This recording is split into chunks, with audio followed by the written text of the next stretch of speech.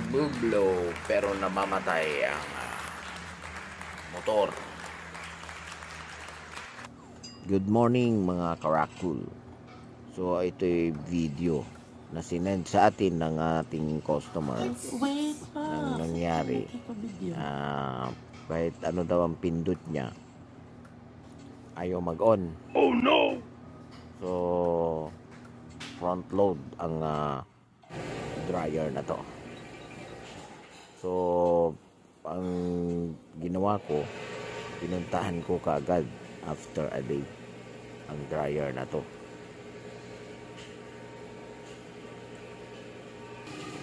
Sabi kasi ni ma'am, pagka mainit na daw, nag-stop. So ang ginawa ko sa washing na to or dryer, tinanggal ko yung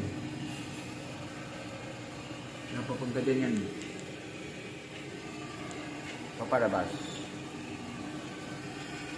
Tapos mainit kasi yung lumalabas dito mga karap. So pag hindi niya naitulak, papaakyat dyan,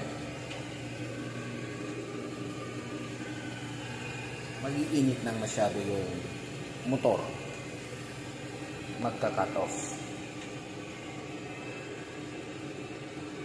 Diba? Kala ni ma'am motor na, pero sakal ang blower ng dryer na to.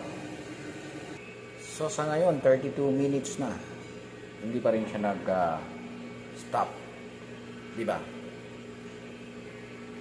Napaka-obvious na kaya siya namamatay kasi nga nasasakal at umiinit ng masyado ang motor. So ngayon okay na ang dryer na to.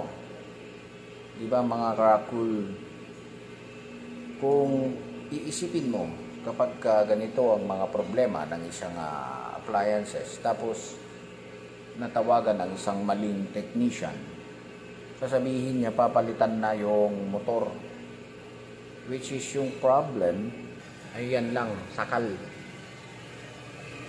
Tingnan nyo, diba? Bungat pa lang yan.